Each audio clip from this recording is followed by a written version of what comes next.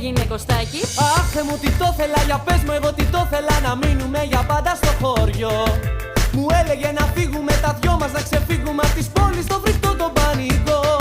Πουλήσαμε τα σπίτια μας, τα μάξια και την βρήκα μας και αρχίσαμε δουλειές στα κτήματα. Και ξαφνού εμφανίστηκε αυτό το παλιό φίλικο να κλέψει του Κωστάκι την καρδιά.